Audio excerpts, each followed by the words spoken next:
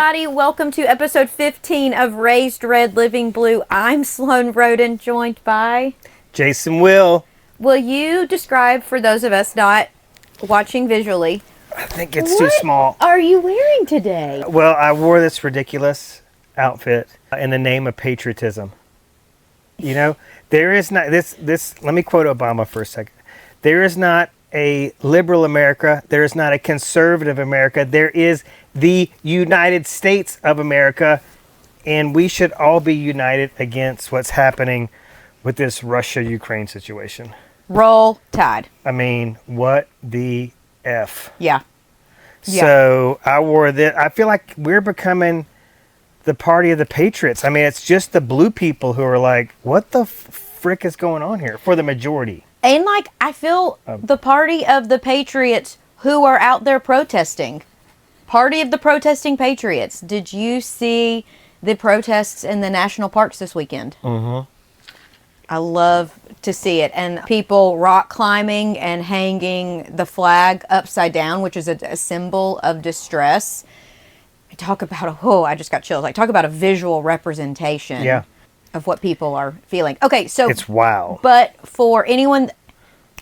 If you're on Spotify, flip over and watch the video version, or on YouTube. You're going to miss this outfit. Jason is wearing a pair of overalls. They're short overalls. Yeah.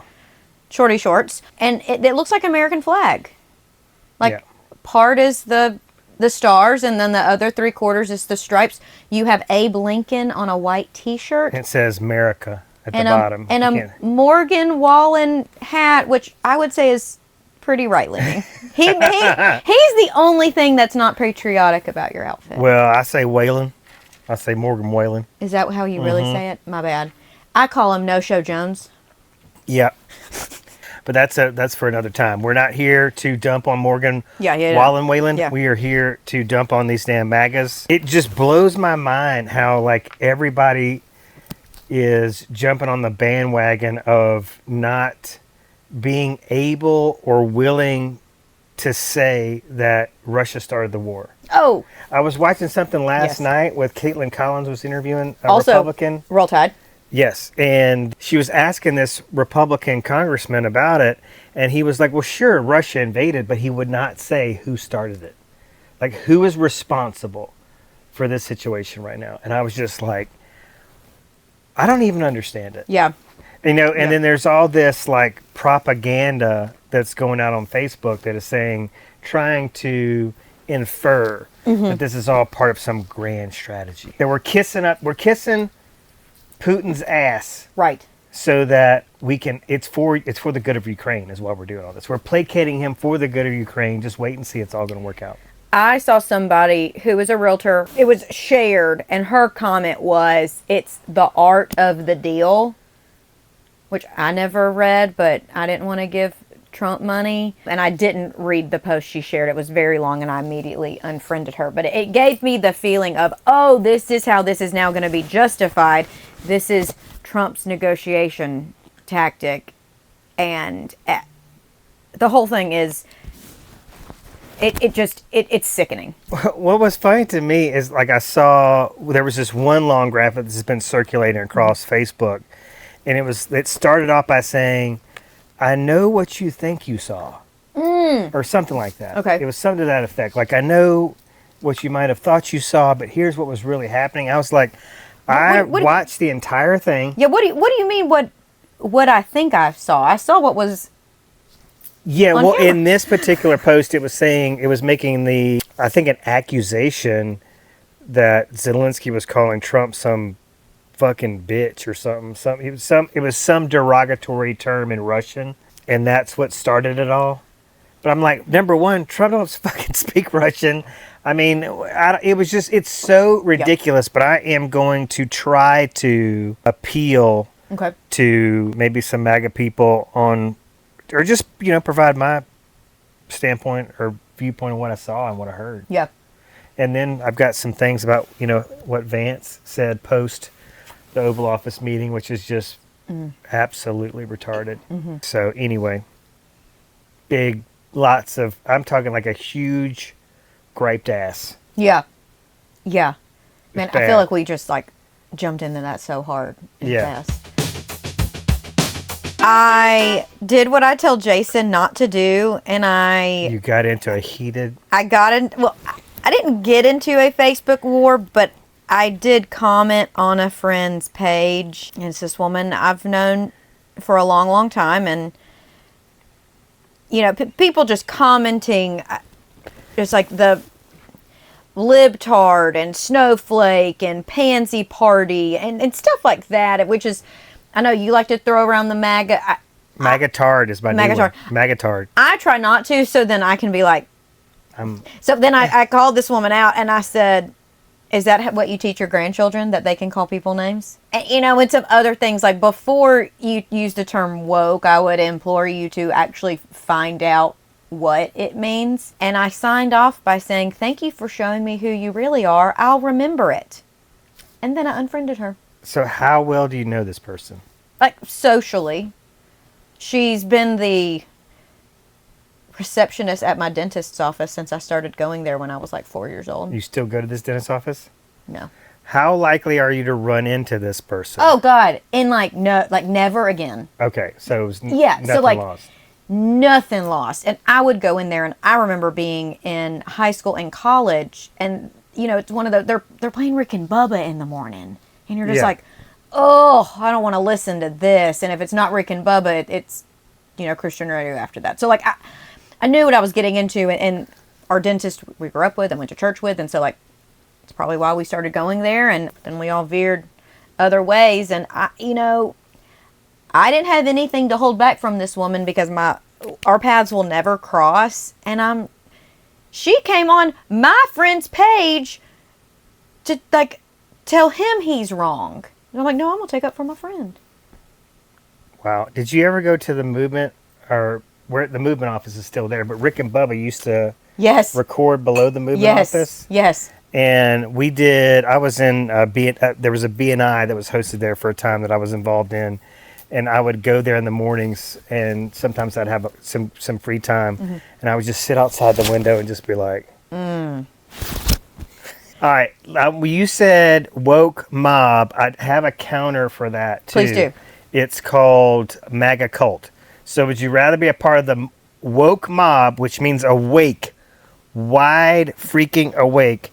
This is another graphic that was shared across social media. It says, Mom, what's a left winger? Have you seen this one? No. Mom, what's a left winger? Now, if I had not told you that part, I want you to, like, if you're listening to this, close your eyes and think about who I'm describing.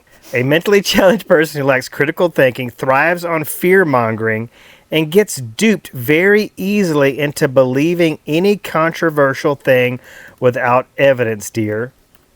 So this is, I want you and everybody listening or watching to understand the power of the right-wing propaganda machine, because they are describing themselves in this graphic, and they are projecting this upon the left. The left is majority, they have college degrees. Yes. Yes. You know, they were exposed to a lot of different things.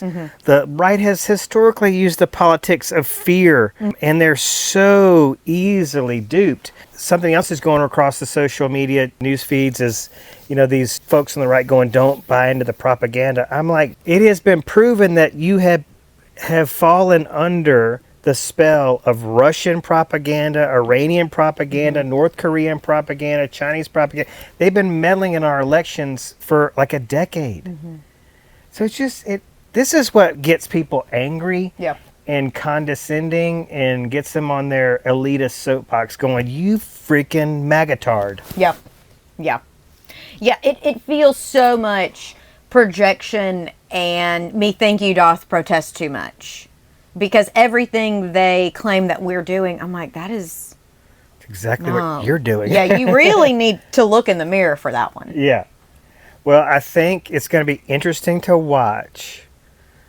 I wanted to start screenshotting these people that we know on social media that are making these posts, these crazy claims, so that if and when they do become awakened, Not that we could rub it in their face, but, you know, we could say, or if they don't come to a place of reality, we can go, because I think some of them might just dig in. Because it would be so embarrassing, right, if you figured out that you were actually in a cult. Yeah. I mean, if you watch these like cult documentaries, like the people that get out, they feel so ashamed. Yeah. Like, how could I ever have been manipulated in that way? Yeah. So I'm wondering what they're going to do, if they're going to come out and go, I cannot believe I was duped like this. Which is why, like, for me, the, like, fuck around and find out, pointing fingers, hey, like, it feels so good in the moment. But, like, when people come to a realization and they see everybody doing that to the right, then they're not going to open up. And we need to have some empathy for the other side of, hey, like, we understand, like, we have been there. We have been on that side and I've had to look in the mirror and say, this is not what I agree with anymore. Like, you are welcome over here with us. I wear this to Rock the South. I go party with all the megatards at Rock the South in this outfit and just leave all the fuck around and find out to me, because I don't, you know, you're much more mature than I am. And so I can kind of be the bad cop and you can be good cop. Okay. Megatards. On this one. And then we could switch. But yeah, like, I mean, it's like that cup I brought in here a few episodes ago. I mean, that's my cup. I bought it. Yeah. I didn't buy it for the podcast. That's my cup. Right. I go to things, you know, I go to right-leaning stuff. You know, I'm into country music. You cannot be into country music and go to a show and not be exposed to some kind of a magatardness. Oh my God. Okay. I might have sent you this on Instagram yesterday. You've been blowing me up. The so I'm algorithm. trying to get caught up on this crap. The algorithm has blessed me. I saw a video and it was like, country then like wouldn't recognize country now, and it was an interview with Johnny Cash and Chris Christopherson. In 1991, 4 country legends were asked what's wrong with America, and I think their answers would get them canceled by country radio today. One of the illnesses is that there's too much money being spent on military, and there should be more spent on education, welfare, young people, the children, the elderly.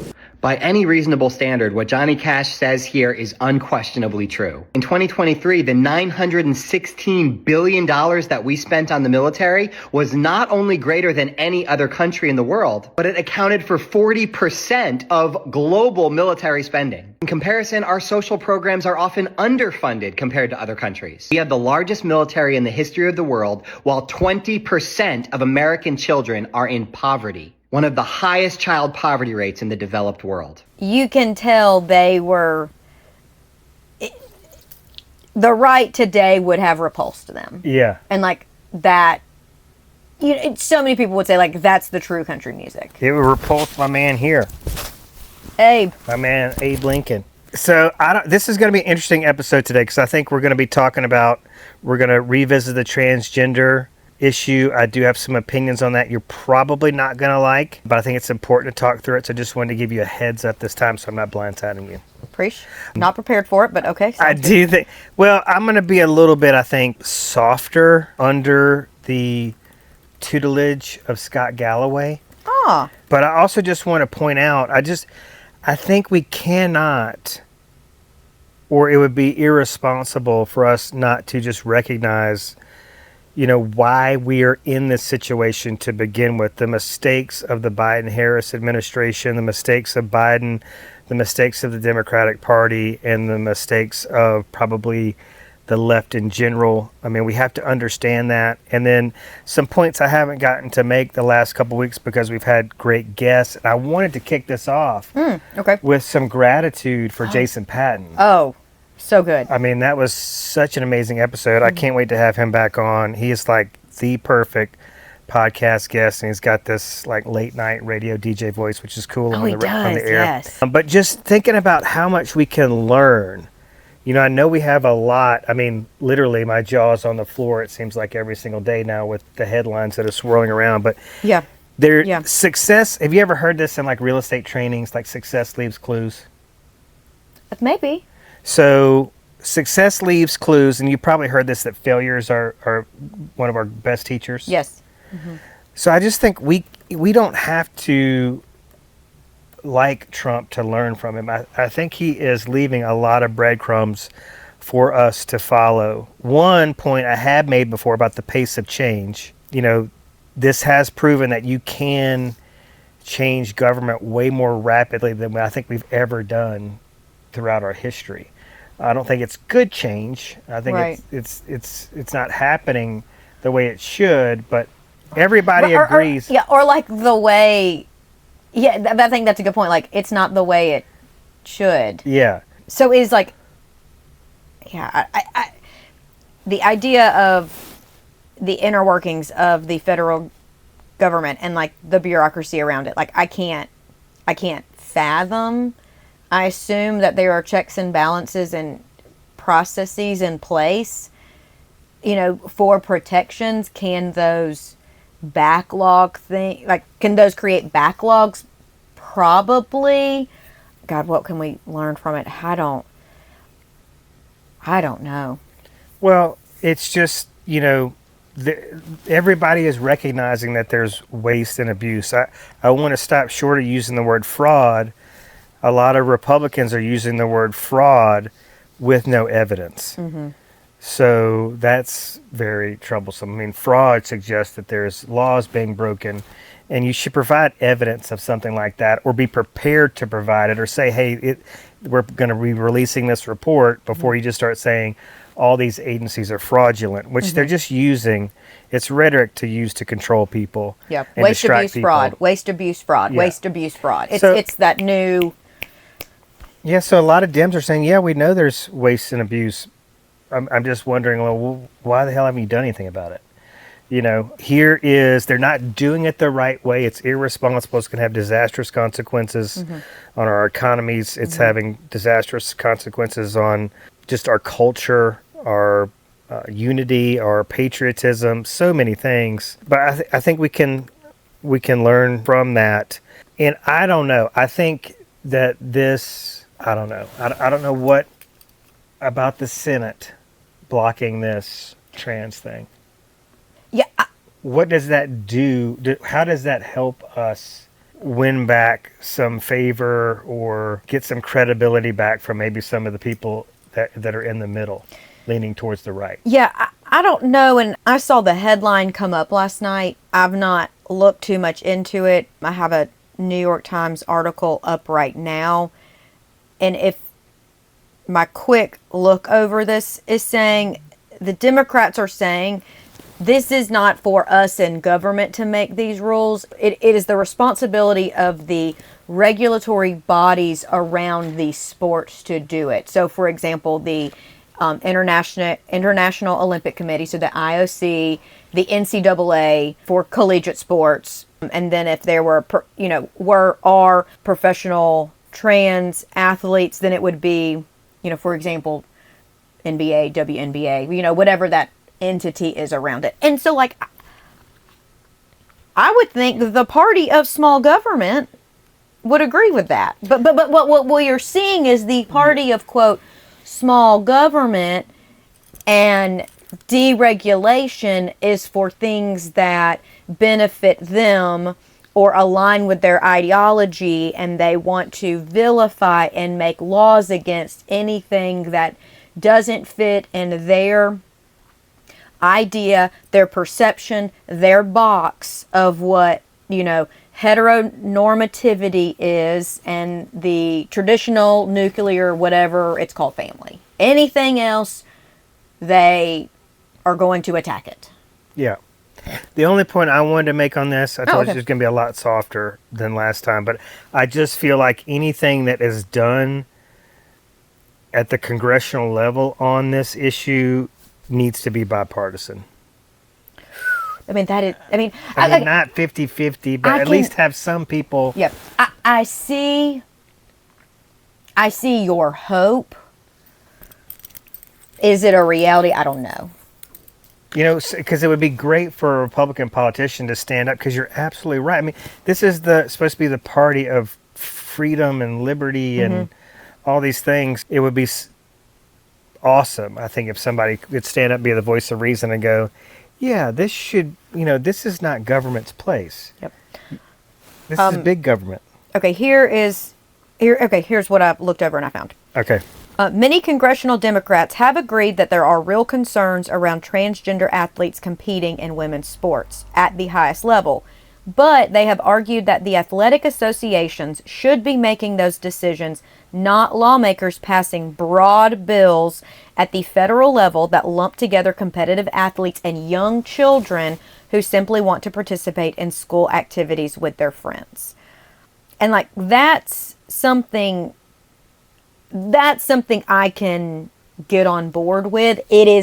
For me, it is like lawmakers passing these very broad stroke blanket bills against abortion when it lacks nuance and frankly just what happens in real life, and lawmakers not being medical professionals. Leave the decisions of a medical professional to that governing body.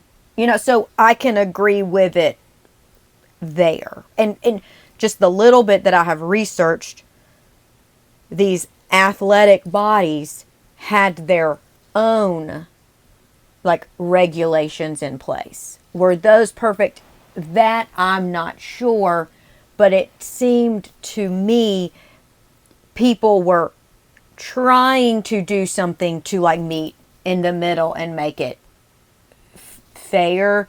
There's a lot of arguments around that, but what about intersex women, and what about women assigned female at birth who have naturally higher levels of testosterone? And an argument for that is, are they subjected to the same testosterone levels? And so that is a completely aside. But where I'm seeing that, I guess what I'm trying to say is, I can stand behind this because I can see how letting professionals in that area make those specific decisions, I agree with that on more than just this one front. Mm-hmm. So it's so I feel like I'm not being picking and choosing of where I want to send authority to. I feel like I've named at least two here. So I feel like I'm kind of trying to do a gut check in real time on myself, and to me it feels like it's matching my head and my heart and my gut. They feel in line. Yeah.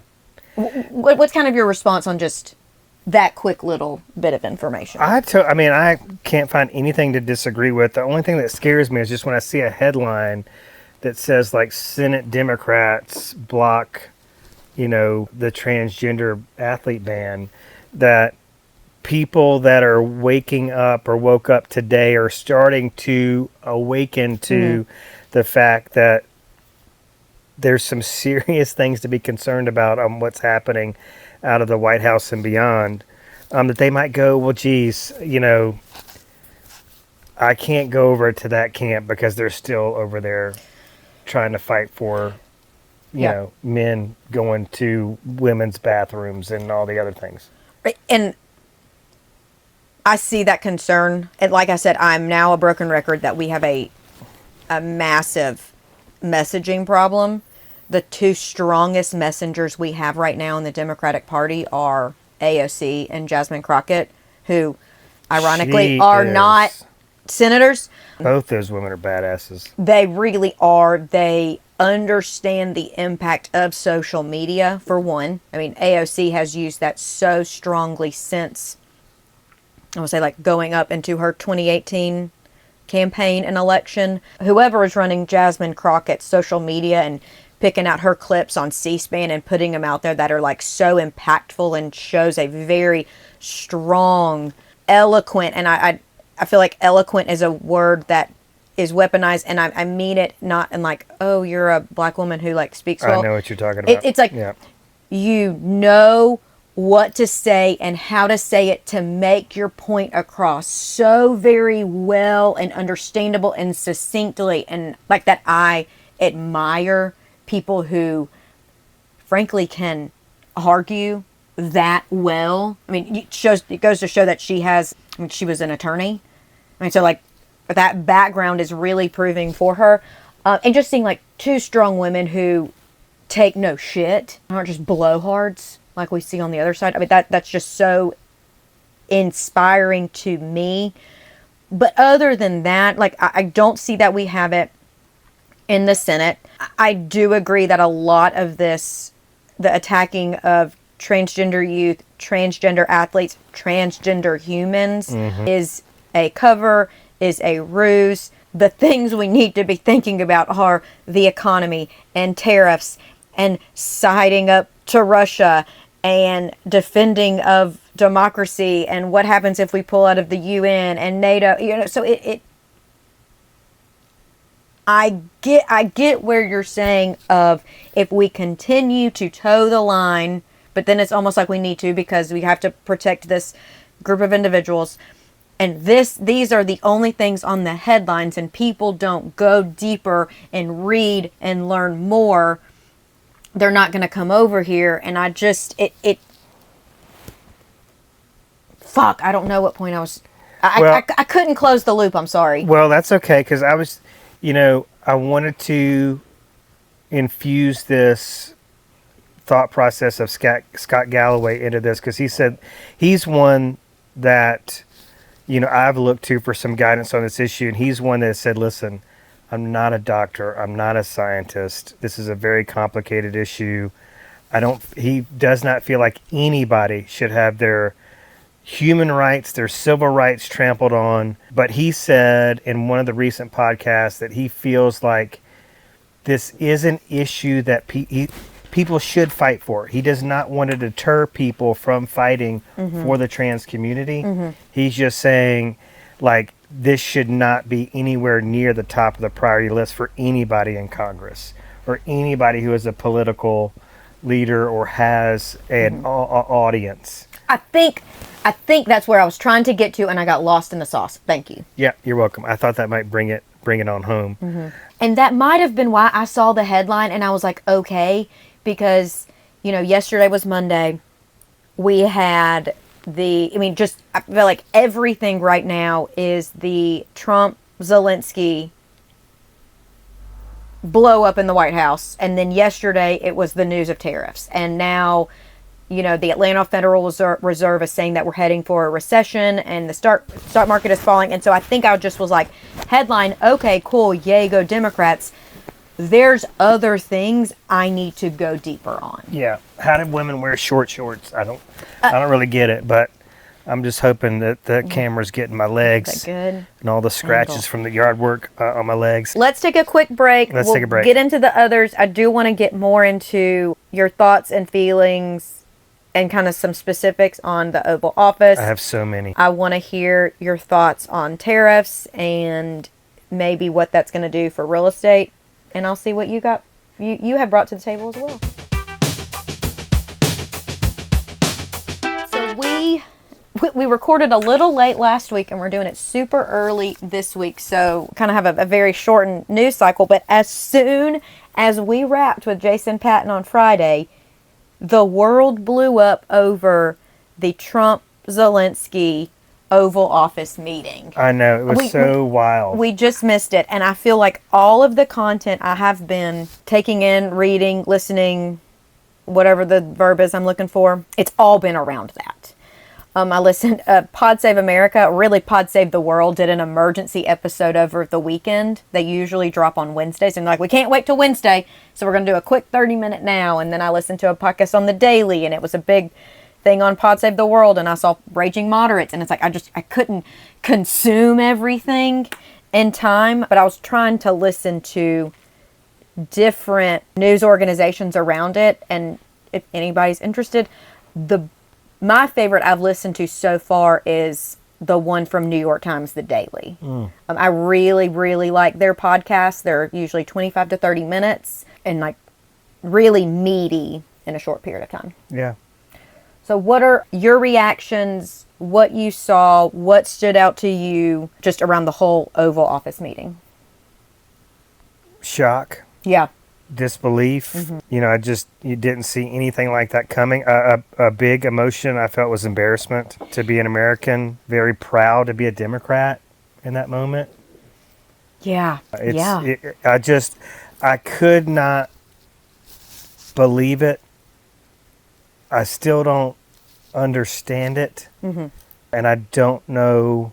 I tell you what I don't understand is why more people aren't concerned about it. It was very shocking when I saw a poll that showed that American sympathy for Ukraine was decreasing, and then America's view on Russia, the negative viewpoint on Russia, has lessened. It's gotten more positive.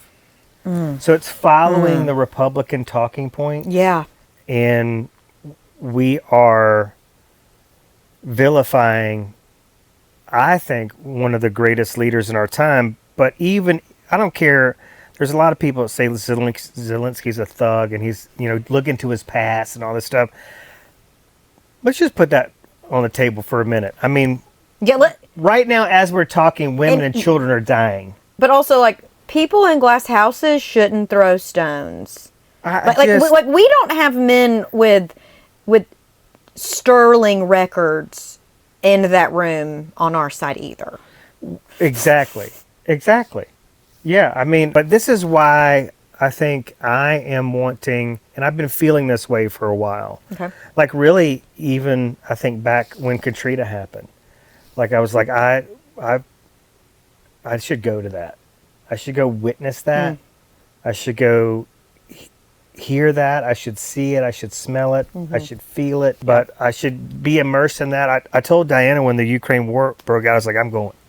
Not to fight, but I just want to go and experience that for a second. Just because there's so much misinformation and, spin around these things, but also it's all on that vein of exposure that we talk so much on this show about. Just going over there and seeing it for myself and feeling that emotion, because it's really easy to do, as Zelensky said, we have this big, beautiful ocean that's protecting us. It is, I can't believe that is what flipped the script. Or it was one of the moments, you have a big ocean, you may not feel it now, but you will later. And I didn't take that as a threat, but when you have man-children in the Don't tell us how we're going to feel or what we're going to feel. Yeah, oh. Jackass. Right, and it's there was also a big, beautiful ocean between us and Japan, and we still got bombed. Yeah. So, not really understanding history. Yeah. Yeah, there has been some criticism of Zelensky, whether that's fair or not. I'm not here to say. I don't think it'd be necessarily fair to say, but what must it be like if you just at any moment a bomb could fall on you and just wipe out you, your whole family? Yeah. You've been under this attack for 3 years. Yep. I mean, 20% of Ukraine is occupied by Russia, and they are just constantly bombarding. Does that take into account Crimea, or is that an additional 20% that they have occupied since this current invasion? Don't know. Either way, it's not good. It's not. But then also... Which also, in all of this, we can't forget Crimea. That really happened. This has posed a threat. Well, I just want somebody to put their big boy britches on the right and go, well, even if he did come into this meeting with a chip on his shoulder, I mean, the days leading up to this meeting, Trump called him a dictator. Yep. Said that he started the war. The war was his fault, his responsibility. Yep. Would not admit to... or would not say, hasn't said anything negative about Putin at all, much less that he started the war. Trump also on the campaign trail was saying Zelensky is a great businessman because every time he comes to America, he gets money. Yeah. Which can sound like Trump is giving him a compliment, but he's really not. It's a dig. Yeah, so there are things. But also, remember this. Trump and Zelensky have a history of why Trump was impeached the first time. because he was trying to get Zelensky to give information about the Bidens. Well, that's why I was said last week with Jason Patton is I think this is just more of Trump's retribution campaign. He's just he's trying to F over everybody that he feels like F'd over him. And Zelensky was really the first domino. Mm-hmm. So, but I'm telling you what, if I had held a toddler in my arms that had just been killed by a missile or a shrapnel or whatever, this is one of my countrymen, and like their parents are around me, they're sobbing. And I've seen that day in, day out. I've just seen the carnage of war for the past 3 years. And one of what I thought was my best and greatest ally, one of them at least, is calling me a dictator and saying, you know, we started the war and this is on us. Yeah. I would want to punch somebody in the freaking face too. And I look at him and I can't fathom that he enjoys doing this. Like, who wants to go on a world tour having to leave your country that is fighting a war to go try to ask for money, which is necessary, but like that's not what you want to be doing, and then start at a place that has got some hostility towards you. But like, Trump can't fathom he would rather be anywhere else, because Trump spent 4 years attacking Biden and saying, we don't know where he is. If we don't see him, he must be, someone has unalived him. You know, somebody else is running the ship. And so Trump has now created this narrative of, if you don't see people on Twitter, on Instagram, on the news, on video, then they're not working. So then he has now conditioned his followers to think every time his face is plastered somewhere, he is working, so he can really do what he wants to do, which is play golf. Well, I was going to say, you know, be the head of The Apprentice again. Yeah. And pretend like he's running a TV show and, you know, do the Daytona 500 and the Super Bowl, which really isn't governing. It's, you know, people praising him, which is what he likes. And I would go to the argument of busyness does not equal effectiveness. Ooh, that's good. Thank you. So, of course, he can't fathom Zelensky like thinking this is a necessary means to an end. He does not look like he wants to be doing these things. But then also that asshole saying, this is the Oval Office of the United States of America. Why didn't you wear a suit? Like, the double standard with Elon Musk. Fuck off. Well, not even that. Like, he's like, when the war ends, then I'll put on your clown costume or whatever. Right. I'll wear a costume, which I read somewhere, like, the way he says costume and the spelling means like suit. So we think he's like making fun of people for dressing up, which I loved. But there's a lot of people that made that point about the language barrier, which is very real. Yeah, but like, I don't know if you were like making a joke or not. What?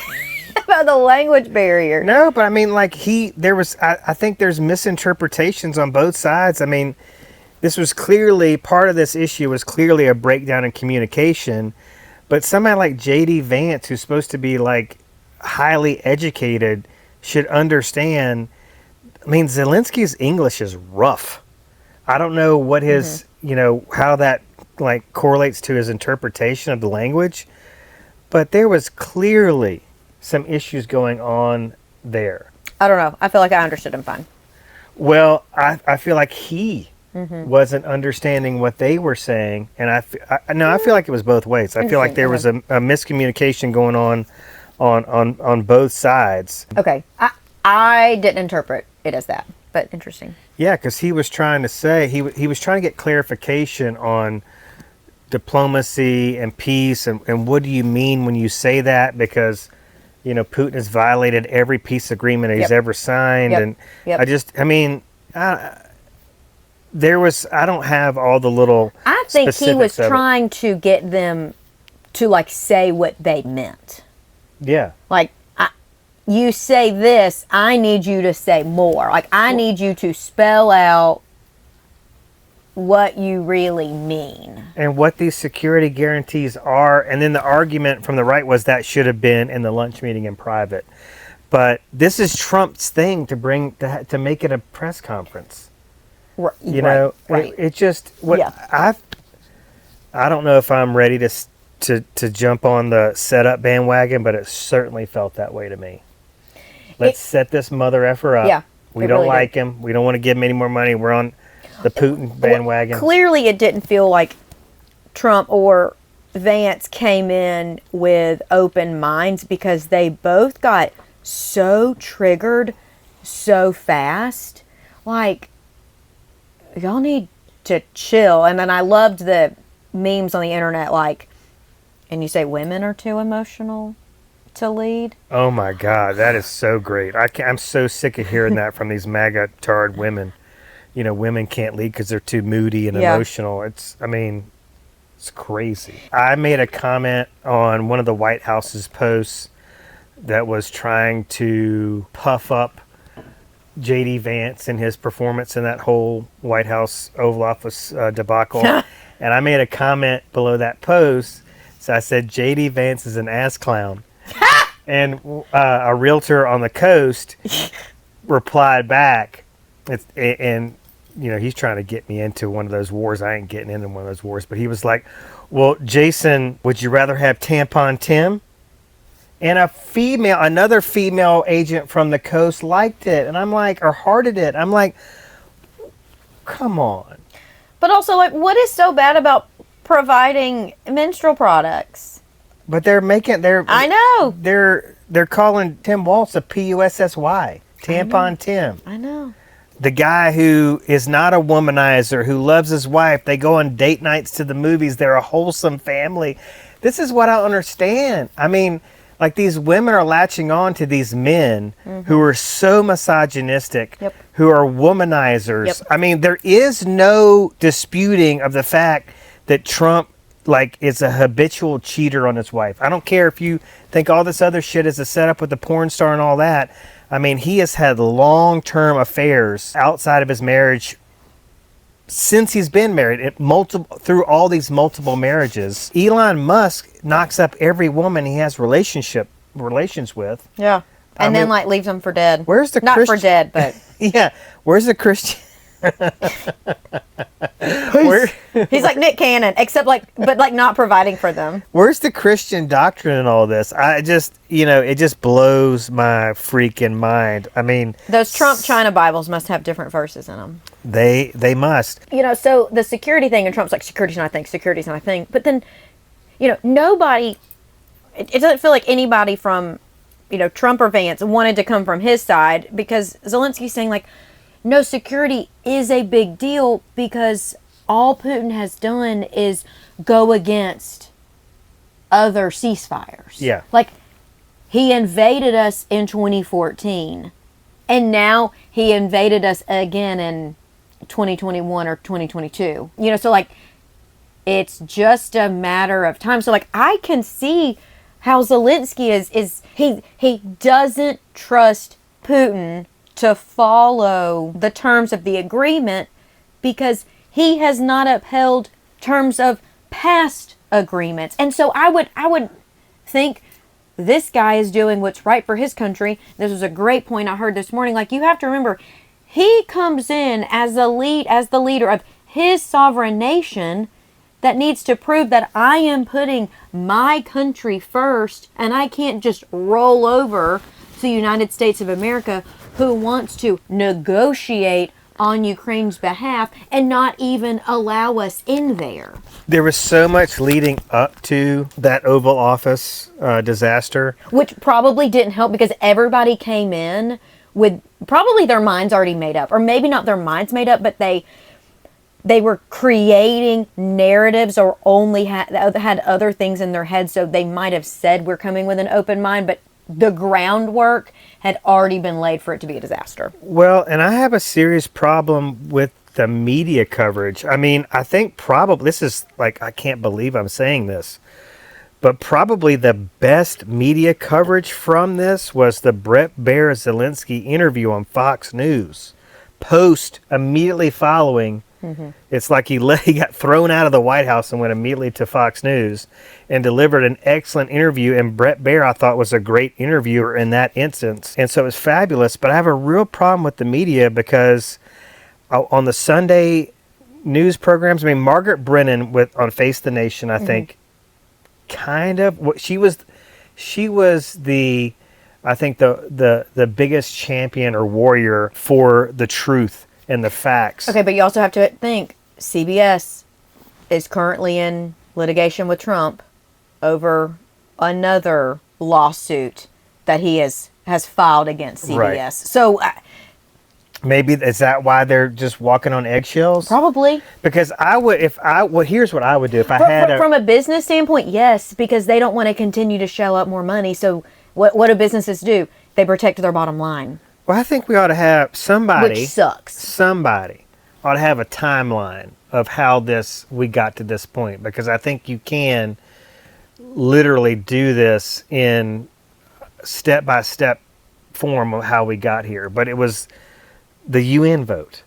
It was all these things that you brought up. I mean, him calling him a dictator and all that stuff is really out there. But the things on the campaign trail. I mean, it's just the impeachment. I mean, yeah. And then it's like, hey, come rape our minerals. Yeah. We're going to have your back, but we're not going to give you any specifics about it until you sign the deal. It sounds like super shady. Yeah. It's bullying. It's, taking advantage of it. And here's what the red wave happens is that, Europe stands up in defense of Zelensky, France and Great Britain. Yeah, which should Europe be contributing more? Yes. I heard this morning, has Europe always, people are saying Europe as a whole, but, we don't have Europe as a whole, but have they always held up what they promised? No. Could that good come of it? Yes. I don't agree with the use of force that we did to get here. Like, should we also be a contributor to this democracy that is a wall holding up Russia from invading the rest of the European nations? Yes, that's important. Does aiding... God, this was such a great point Scott Galloway made last week on Raging Moderates. Does aiding Ukraine in a war help the American economy? Yes. Does it help government contracts? Yes. Does it help red states with those government contracts? Yes. So good. It is so good for American economy without ever sending a single boot on the ground. Because when you have the largest military in history and you're not actively fighting in a war, well, what are you going to do? And my kind of quippy response was, okay, well, what is it? The defense budget's $880 million or $1 billion or something like that. We've been sending him 60. Find 60 to cut, and that makes up for the 60 we're sending him. It's such a small percentage of the overall budget of the military, which is outrageous. Yeah, to defend democracy and to keep peace across the world. And our president has the gall, or maybe it was Vance, to threaten Zelensky and say, your actions are what's going to cause World War III. And it's like, no. No. Putin is threatening that. And y'all are being a bunch of assholes up there. This is not the type of negotiating I think is productive. This is why Jimmy Carter was held in such high regard. I wish he was alive today to mediate this negotiation for him like he had done in the Middle East. Well, I think a lot of these people, if given the choice to be I'd rather just be dead so I don't have to witness this, because it's such a stain on our country and what we stand for. It's really disgraceful. Do we need to take another break? Yes, but real quick, I would like to do a quick shout out. Got a new idea for a segment. We'll see if it lasts longer than this week, but we have us a Republican Hero of the Week.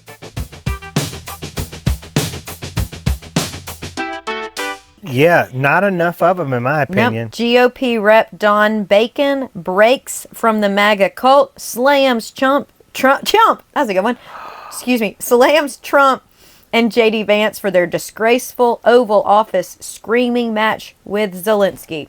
Okay, here are a few points he made. Bacon didn't hold back. A bad day for America's foreign policy. Yes. Ukraine wants independence, free markets, and rule of law. Russia hates us and our Western values. Yes. And we should be clear that we stand for freedom. Yes. Which is why I'm wearing this ridiculous outfit. GOP Rep Don Bacon, our Republican Hero of the Week. And I just want to reiterate that that's not enough. I mean, I'm so proud of this man, but where are the rest of them? Where is the rest of the outrage? Yep. But I'm going to stand on my belief. You know, I just feel that there's this pressure that is going to push us to the middle. I mean, surely. Gotta hope so. Surely. Gotta hope so. If a recession hits, if there is just wide, massive fallout from all these government firings. I mean, Diane and I were talking the other night about, like, what is this going to do to the D.C., Maryland, Virginia, the communities that surround Washington, D.C. Yeah, that DMV area. I mean, wow. Wow. It's outrageous. All right, let's take a break. And then after the break, here's what I want to talk about. Please. I wish Senator Tuberville was overweight, kind of a fatty, so we could call him Tubby Tommy. But I want to talk about Tuberville. I want to talk about Katie Britt. Okay. And I want to talk about J.D. Vance. Okay. Let's do it. See y'all after the break.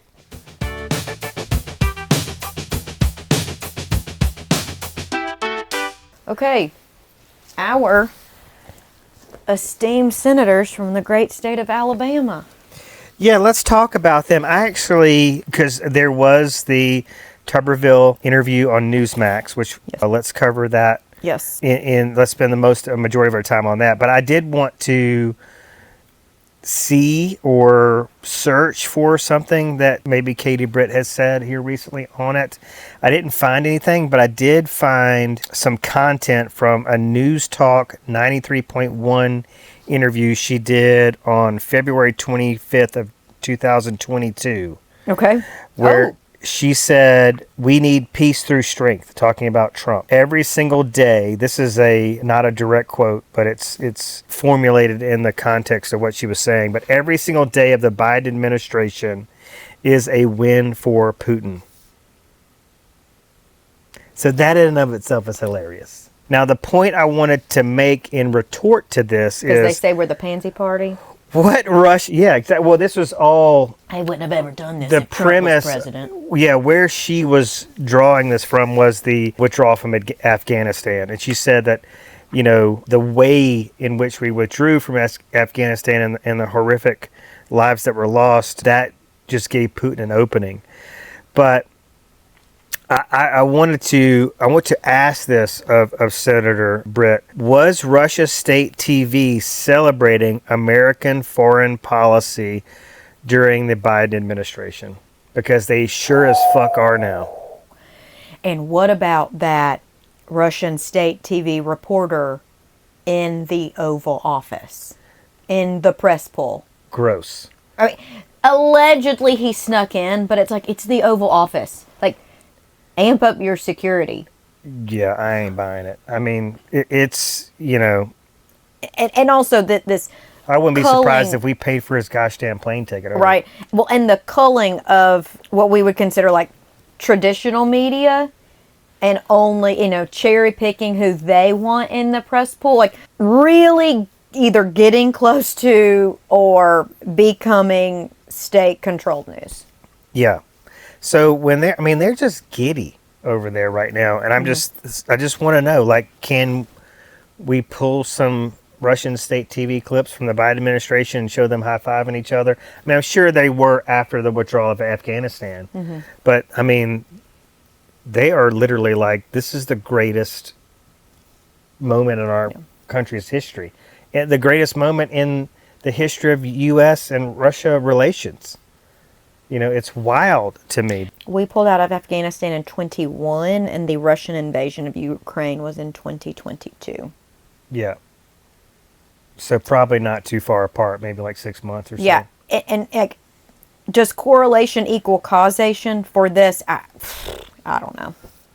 I don't know, but it's just, it's just so irresponsible. I don't know. But on the Sunday talk shows, real quick before we get to Tubby, this other headline, Hegseth orders suspension of Pentagon's offensive cyber operations against Russia. So, I mean, all this stuff is happening. That there was, Margaret Brennan asked this of this, I can't remember the name of the Republican politician that was on, but she asked him for a comment on this, and he wasn't prepared to comment on it because he didn't really know anything about it. And he didn't, he's like, I don't believe that's accurate. Like, I don't know why we would do that. But this is serious shit. I mean, why would we suspend the Pentagon's offensive cyber operations against Russia when they do so much cyber meddling with us? I just... Right. What is that goal about? What's that all about? And they're just saying, they keep saying, or what I keep hearing is that it's just a sign of good. It's like a good faith offering for the good of Ukraine. Like we're gonna back off all this stuff. We're gonna ease up on all this stuff. We're gonna kiss your butt. Sure, so they can interfere in more of our elections. It's crazy. But what griped your ass about the Tuberville interview on Newsmax? Just the Tuberville is such a stain, and every time I hear his voice, it makes children cry. I was gonna say it makes doves cry. That's a Prince song, and he's just such a fucking idiot. I know, Mister. We need to shed some sides off the Pentagon, and we're gonna make it a trigon. Like, goddamn. Yeah. Fucking idiot. Well, I'm saying like. Zelensky wants to come in here and play hardball. He's not even a game at all. One, apparently he likes to be called coach in the Senate, and it's like, dear fucking God. Like, talk about somebody who can't let something go. I'm fucking flabbergasted. Well, please give me yours. Let me read a quote. I'm so tongue-tied. This is going to be a little bit of a long one, but I think it's necessary. You know, he started out by saying on Newsmax that the EU and Zelensky are on the same team. So this, you know, the talking points now, you know, soon as the UK and France backed Zelensky after that Oval Office meeting, the EU immediately began to be demonized by the right. The EU and Zelensky are on the same team. They're not on the same team as President Donald Trump and Vice President J.D. Vance, Tuberville said on Newsline. For some reason, Zelensky wants this war to keep going on, and we should just keep funneling money over to Europe. Will anybody stand up and say, like, Trump keeps spouting misinformation about how much money the United States has given versus what Europe has provided? Right. Yeah, it's like we've given the most. We've given the most if you're doing like country by country, but saying we've given more than Europe is not true. Yeah, it's not true. It's not even, I mean, it's not safe. I mean, lives, I mean, that, to me, that costs lives. Yeah. That costs some people their lives, which is really a shame. Okay, let's get off of Tubbs. I can't. Well, he's such a fucking scourge. It's interesting. I mean, this is, what a time to be alive. I mean, what? Bill Maher is saying, like, I don't know if we're going to have, he's seriously doubting that there will be another presidential election. I'm not there. Are you there? No, I'm on 26. I'm on the let them. I am not calling. I'm not fighting. I am letting these Republicans dig their grave, and I'm for, you know, not turning over, you know, swinging the house, flipping the house in 2026. Yeah, I am for, helping Liz Lane in Hoover get elected to city council. I'm for looking towards the Alabama state elections next year, because that's what, I have to be thinking in the small increments and changes that we can make to help defend democracy as a whole. So I can't get to 28 in that spot yet, because I have to continue to have hope and something to fight for. Like Jason made a strong statement on the podcast, thinking this is going to get way worse. I would say the warm and fuzzy interpretation of what he was trying to say is it's going to get way worse before it gets better, but really it's not going to get better. But I've already decided, I can't go anywhere, for one, but number two, I just ain't going nowhere. I'm just not. Yeah. I haven't even, it's not even, there's nothing in my thought process about, well, if it gets to this point, I'm leaving. Same. I am on the bandwagon now, of let's go dig a hole at the farm and crawl in it. Come on. Now, if it gets to something where, like,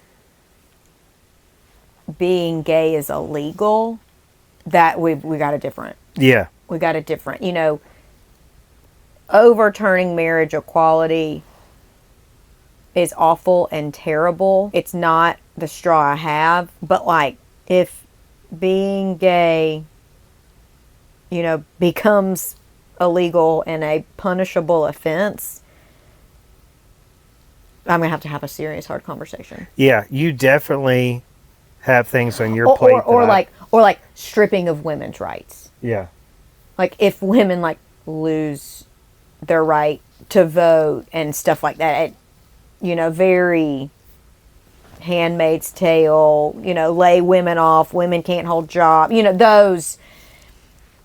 those things. And I just feel like there will be this shift, and I want to be here for it. I want to be a part of it. I know. I made another little comment on some other right-wing Facebook post or something that was just like, I can't believe, they showed all these pictures in the stores of the eggs shelves just being totally vacant. And I'm like, why is the popcorn aisle not totally decimated? Because, we are like, this shit show is like going to be the most epic, Oscar-worthy television ever. It's wild. It's terribly frightening and embarrassing, but oh my God, what a time to be alive. That's my new fuck around and find out. To be alive. Well, and now so today is Tuesday, March 4th. Yeah. Tariffs went into effect, I guess, today. China is imposing tariffs on us in retribution. So, like, that's going to hurt everybody from especially small businesses to large businesses. Like, where do you think people make these things and parts and stuff? Even if it says it's made in the United States, it's probably assembled here. Mm-hmm. It is not fully made here. Stock market's going down. I mentioned it a little while ago. The Atlanta Federal Reserve is saying a recession is upon us. And I'm just thinking, if we're headed for a recession, are we going to get lower interest rates? Well, that's always been the gift of every recession. So if it's not a gift of this one, then that's a bunch of bullshit. I know, we need it. We do. We need, nothing like fuels a correction like a recession. I certainly don't want to go back to something as deep as 2008, because that was really frightening. But man, if you had some cash in the bank back then, literally you could buy stuff for 50 cents on the dollar. Yeah. But the good news, I guess, depending on like where you are, I don't have my notebook with this in it, but there's so much equity in people's homes. Like, the people and investors that are waiting for a crash and waiting for the slew of short sales and foreclosures, it is not coming. Well, how do we know this is not Trump's grand plan to spark a recession to ease the affordability crisis? See, Sloan, you're just not. This is all. He is a genius. He is a mastermind of all things politics, economy. But if interest rates goes down and demand, and then people jump back in the market, then demand is going to go up, and that's not going to help affordability either. What are you going to do about that, Trump? So I think the big thing is, whether we have a recession or not, people aren't going to be losing their homes like they did in 2008 because of the things that were put into effect, like the Dodd-Frank Act, to protect people and institutions, like DTI limits, et cetera, et cetera, et cetera. So, like, if people are in a bind, 9 times out of 10, there is equity to use to get somebody out of that situation, even if they are a few payments behind. I mean, I feel like I see at least once a month somebody in my office is asking the group, okay, I got somebody who's so far behind payments. How quickly, what do I need to do? What do I need to know to get this sold before the foreclosure process starts? So, like, people have options now. Sellers have options now that they didn't have in 2008, which also means they're not underwater. So, like, we won't have these short sales. Well, I just think it's going to be an interesting evening tonight. What do you got any projections about, what we're going to hear tonight? Are we going to hear all facts, no misinformation? I don't think I can sit and listen to him the whole time. It would make me too mad. I would like Are you not going to watch? I don't think so. All right, I'll watch for the both of us. I'll get somebody else's recap on it. I'll watch for the both of us to do the play-by-play. Yeah, well, you need to watch the Democratic rebuttal. Response. Yeah. Senator Alyssa Slotkin will deliver Democratic response to Trump's speech as a first-term senator. Interesting choice. Katie Britt was also a first-term senator, so. Here's the headlines. Canadian PM announces 25% retaliatory tariffs on some U.S. goods in response to new Trump levies and says U.S. launched trade war with its closest friend. China and Canada immediately retaliate against Trump tariffs. Mexico is next. Dow falls as Trump tariffs threaten a dangerous trade war. Senate Republican leader expresses weariness over tariffs ahead of Trump's joint address. White knuckles across Wall Street, analyst on tariff impact. And then CNN's done an article about what Americans are about to pay much more for. And so I'll be interested to read what that all entails. This is interesting. This is from AP News. Top 10 U.S. imports from Mexico. Imports by value from 2023. Number 1, cars and trucks at $92.9 billion. And then top 10 U.S. imports from Canada. The number 1 is oil and petroleum products at $108.3 billion. God. And look, they have, this is a liquor store. Under American whiskey, there is a picture that says, buy Canadian instead. Oh, I saw on Instagram, I don't know the restaurant, but it's a Michelin star restaurant, and I can't remember where. But the restaurateur was saying, we have removed all American wine from our wine lists and will no longer be offering them in our restaurant.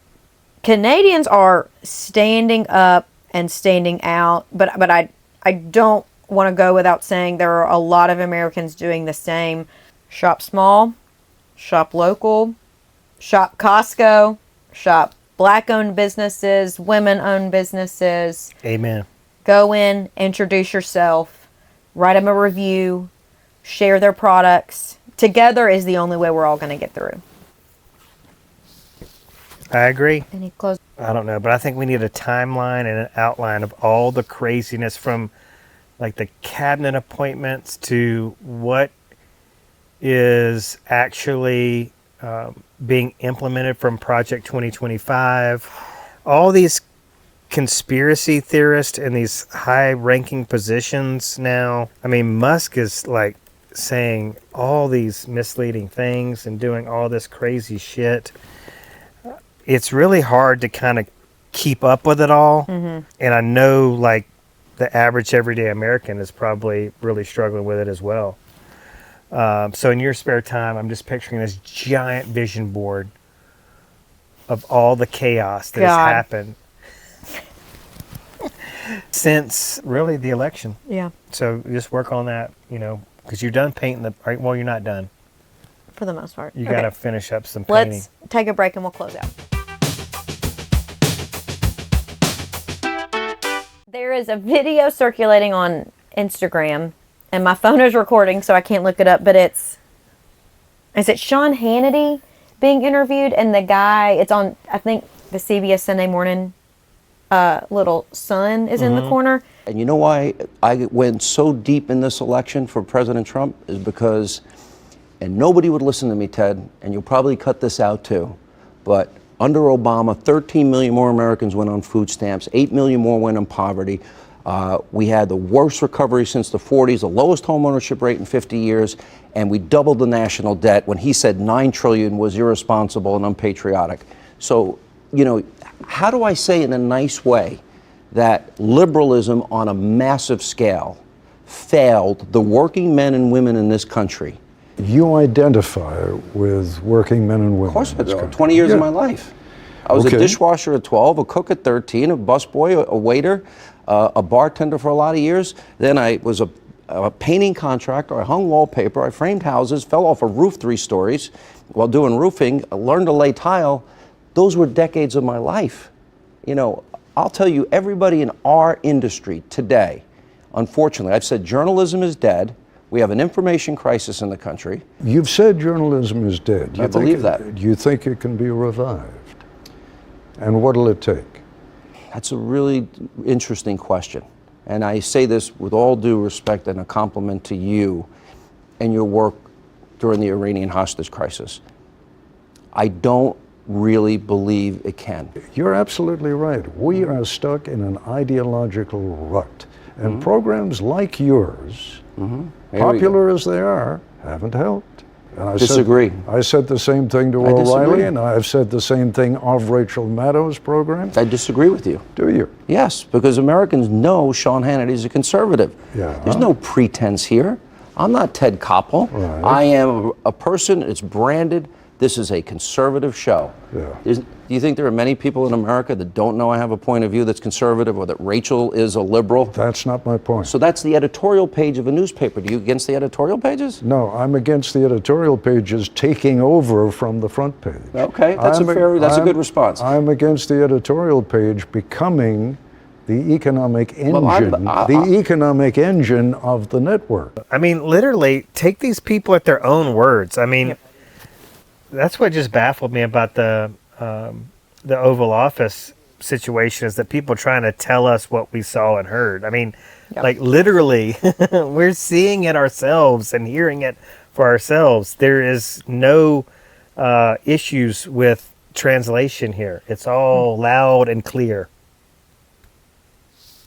I mean, unbelievable. I don't even understand why there's even an argument around this. It was incredibly embarrassing, and Trump should, I don't know, when he was coming back from his golf weekend at Mar-a-Lago and they were trying to get him to comment on it Sunday night, he just looked like so defeated walking back to the White House. And I was just, because, so many people, really the world, champion just rallied around Zelensky, and everybody's like, Trump's a freaking boob. I mean, yeah, that video of him at 10 Downing Street, like the very next day, and you see people lined, there's all over like different places of London, but then also other places of Europe. Rance, thank you so much for sharing, or maybe it was you, the Ukrainian flag on our story. Yeah, there is. Me. Thank you. There, I need to find my Ukrainian flag that I had, my little garden flag. But there is a definite like resurgence of Ukrainian like support. I think like within our country and especially around the world and other democracies. And I think like we are really seeing who these people are, like Trump and Vance and others. And I'm gonna let them. Yeah. Yeah, I'm really not going to let them when it comes to a third fucking term, though. That's where I draw the line. Well, I just, I want to, in closing, I don't know if we're ready to close, but in closing on this episode, I just want to applaud everybody that took time out of their weekend to heckle JD Vance on his little weekend getaway in Vermont. Like God bless you all. I'm like such a fan. Send him packing. I mean, unbelievable. That's what he welcome needs. Here. That's what he needs. Yep. A reality check across the board. Okay, in closing, I do want to ask, we've not brought up your father-in-law once. What does he think on the Oval Office? Has it come up? Well, my wife and boss has told me to ease up on him because he's like retreating to his bedroom and not really coming out. So she asked me to kind of ease up on him. Okay, yeah. But he is definitely way more humble than he was leading up to the election and post-election. I mean, as a military veteran himself, I mean, he's got to have some reservations about what he's seeing. Yeah. Okay, this was so interesting. We were at the farm this weekend. I can't believe I just now remembered this because it happened and I was like, podcast. Steph's aunt is like pulling out. And you have the people that like, you think the conversation's done and like as they keep backing to the car, they're still talking and they open the car and they're still talking. She's getting in the car, backing up, rolling the window down, hollering out, what are we going to do about Trump? And we were like, I don't know. And we know like she's been Republican and no, she didn't vote this time around. And I said, I can't imagine a time or a place when it's okay when we side with Russia. And she's like, it's not. And she was like, we didn't have any good options. And I was like, okay, Democrats, they better get their act together. And I was like, I can agree with you on that. And then I kind of did, I made a Jason Will talking point. I said, these ends are too much. I said, there needs to be something with all of us in the middle because we're all a lot closer than we realize we are. I said, but we need good, true candidates. I don't know, but it was nice. Like, she's not all the way there, but it's like, I kind of got the idea, like, when she was like, Democrats better get their act together. It's like, oh, like, maybe if it wasn't Kamala, she would have voted that way. And then a lot this weekend I've been thinking,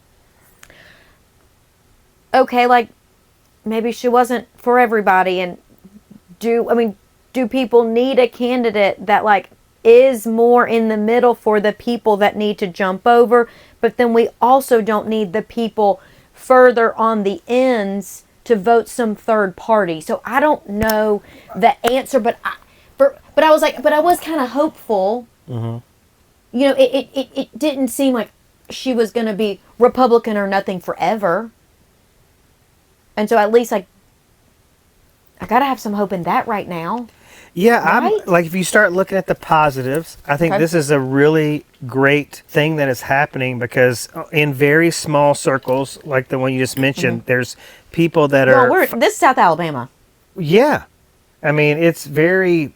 what you're describing is very rare, but there's people coming to the table that have not been breaking bread together in a while. Yeah. But that's one of the things I love about the Lincoln podcast is that, I mean, they had a Democratic congressman on a few episodes back. And, I mean, these guys, these Lincoln Republicans, these Reagan Republicans, they probably would not have been on a podcast together in the past. I mean, so there's some things that are happening. Yeah.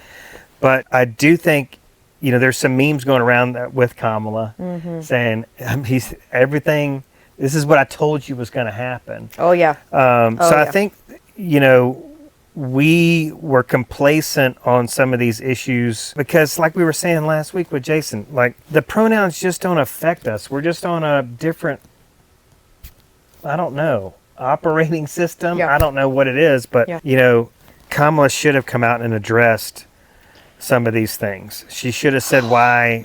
I know, but we can't. We can't relitigate that. Yeah, we can't get in the shoulda, coulda, woulda. But I don't know. This makes... And no good choices just chaps my ass. I mean, I think there was a clear choice. Yeah. I mean, I think there's been a clear choice the last 3 elections. I mean, I'm not a huge Hillary Clinton fan by any stretch, but there was there was a very clear decision on, who was the better choice. As a 70-something-year-old woman in South Alabama, deciding like everybody else in the family is still Trump, and she's like, this is not what I agree with.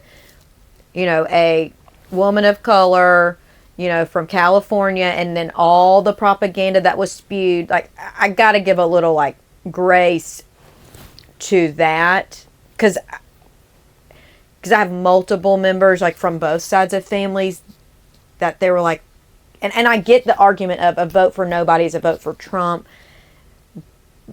but like some people have to start somewhere, and when it's people in their 70s and 80s, I'm happy that they're starting. You can teach old dogs new tricks, but I gotta talk to all of us my age and younger this next go around. Don't fucking sit on the sidelines because it's not the person that you love and believe in and you're not excited about it. No. It needs to be somebody who is going to defend democracy. It can't be this whole, well, I love Bernie and I didn't get him, so now I'm not voting. Like, bullshit, no. Yeah, that's bullshit. Bullshit, no. Yeah. Well, that's why I feel like it's, that's what I was feeling the day after the election before I texted you. It's like I've just been on the sidelines for so long. I've been in the closet for so long. I've been silent for so long. And I just feel like a coward. Yeah.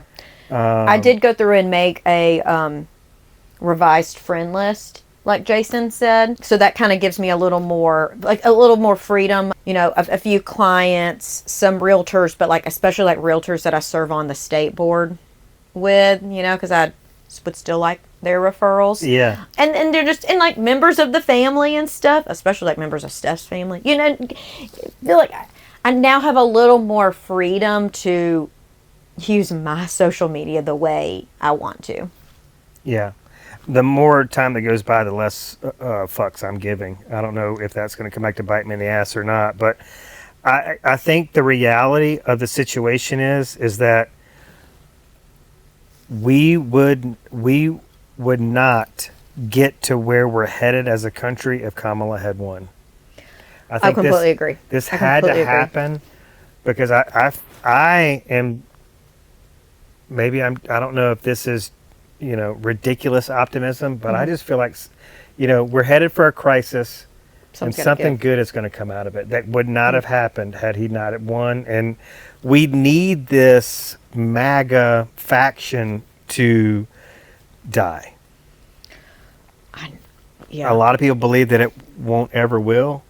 Yes, is this the new I mean, Jason Patton is GOP? not alone. Like I said, my neighbor's with him, and so many other people are. I think Bill Maher is, starting to lean that way. Like, man, this is the Republican. They even say on the Lincoln podcast just about every week, the Republican Party we know and love is gone forever. Yeah. And I don't know, but maybe it is, and maybe something new and more unified is going to come out of it. I've got to kind of anchor myself in that optimism. Yeah. And your optimism in that is where I anchor myself in looking to the next election cycle. Yeah. There's always something to be done. There is a next step, and we will fight and we will vote and we will uplift people and support our party until we can't anymore. Yeah, I don't think Alabama's going to be purple anytime soon, but I think in 2026 we're going to see a lot of purple on that map. Yeah. Or some red is going to flip blue. Yeah. Some hardcore red is going to, start to get some purple tint to it. We're going to see a reckoning from all of this. And, I'm nervous because people smarter than me are saying some of the things that are being done can't be undone, which makes me nervous. But, we just got to stay positive and just hope that it'll all come out in the wash and it'll all work itself out. All right, where can people find us if they want to find us? Okay, everybody, thank y'all so much for tuning in. You can find us where you love podcasts. We are on Apple Podcasts, Spotify. You can stream videos on YouTube. Connect with us on TikTok and Instagram. Yeah, we love your DMs. Yes. Love hearing from y'all. So just keep reaching out and let us know how we're doing and what topics you want us to tackle, and we'll be happy to do it. Thank y'all so much. Have a great week. Stay strong. Stay in the fight, and we will see you next Monday. Bye, y'all.